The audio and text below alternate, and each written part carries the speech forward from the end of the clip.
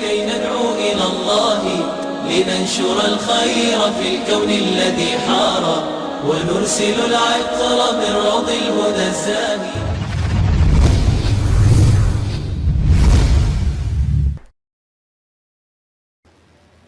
تو پہلا بنیادی رشتہ خامند اور بیوی ہے، اور آخری رشتہ بھی خامند اور بیوی ہے.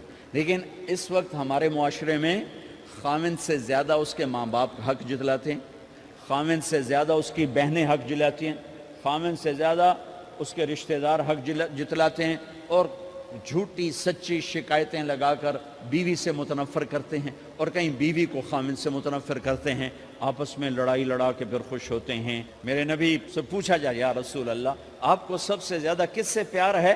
تو آپ نے کہا عائشہ سے.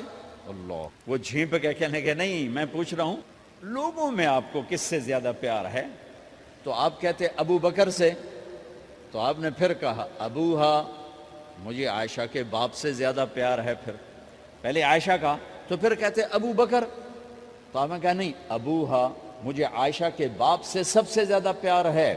یہ آپ کو میسج دیا ہے کہ گھر کی زندگی کیسے ہوتی ہے.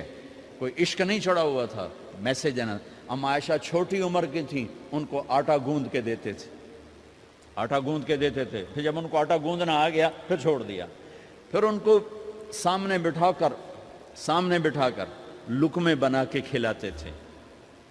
پھر ام عائشہ رضی اللہ تعالیٰ عنہ کوئی گوشت کا ٹکڑا، وہاں بڑے بڑے گوشت کے ٹکڑے پکائے جاتے تھے، تو کوئی گوشت کا ٹکڑا اٹھایا اور ایسے 2-4 جگہ سے نوچا اور پھر رکھ دیا، سارا کھایا نہیں جاتا تھا. تو اللہ کے نبی اسی کو اٹھاتے اور حضرت عائشہ کو دکھا کر جہاں سے حضرت عائشہ نے نوچا ہوتا تھا وہاں سے یوں کاٹ کے دکھاتے تھے.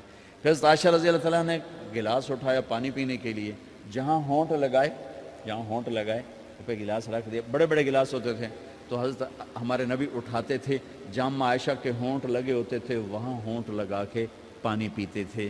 یہ آپ کو سکھانے کے لیے ہے. اپنے گھر والوں کے ساتھ بیٹھ کے کھانا کھاتے.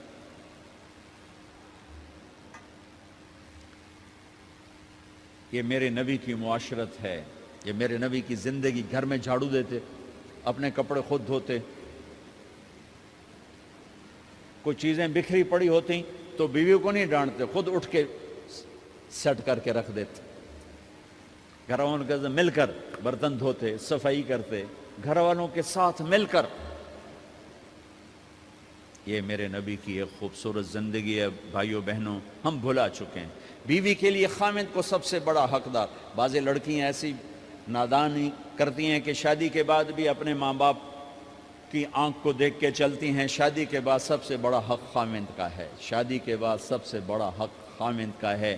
ماں باپ پیچھے چلے جاتے ہیں، بہن بھائی پیچھے چلے جاتے ہیں. لیکن یہ نادانیاں بھی دیکھنے کو ملتی ہیں کہ شادی کے بعد بھی ماں باپ اپنی بچی کو اپنے قابو میں رکھنے کی ترتیبیں سوچتے ہیں تو وہ بھی اپنی بچی کا گھر برباد کر دیتے ہیں. میرے نبی سے پوچھا گیا یا رسول اللہ عورت پر سب سے زیادہ کس کا حق ہے؟ تو آپ نے فرمایا اس کے خامند. ایک خاتون ہے، یا رسول اللہ میری شادی ہو رہی ہے تو میرے اوپر میرے خامند کا کیا حق ہے؟ تو آپ نے ارشاد فرمایا تیرے خامند کے جسم پر زخم ہوں، زخموں میں پیپ پڑ جائے اور تو اپنی زبان سے چاٹ کے زخم صاف کرے تو تو نے اپنے خامند کا حق ادا نہیں کیا. خامند کو سمجھایا کہ سب سے بہترین مسلمان وہ ہے جو بیوی سے اچھا سلوک کرتا ہے، اور میرا سب سے اچھا سلوک ہے اپنی بیویوں کے ساتھ. یعنی قاب قوسین او ادنا آپ کا مقام ہے. اللہ پاک کا دیدار اپنی آنکھوں سے کیا ہوا ہے، اور آپ ہمیں معاشرت سکھا رہے ہیں کہ ایک جہاد کے سفر سے واپس آ رہے ہیں.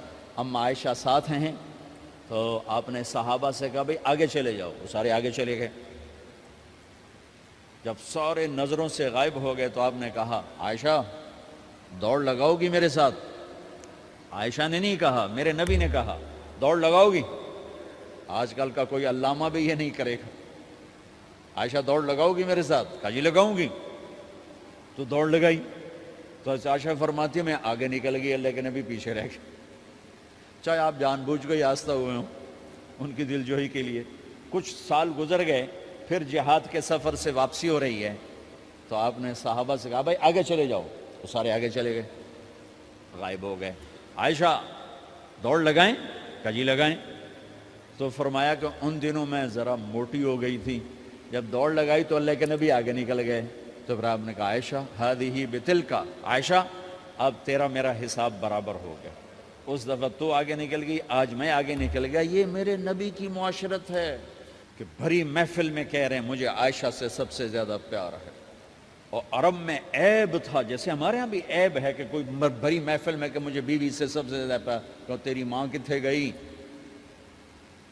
بھائی ماں کا اور خانہ ہے، بیوی کا اور خانہ ہے، ماں کی اور جگہ ہے، بیوی کی اور جگہ ہے۔ تو میں آپ سب سے کہتا ہوں ماں باپ کی وجہ سے بیویوں پہ زیادتی نہ کرو، بیوی کی وجہ سے ماں باپ پہ زیادتی نہ کرو۔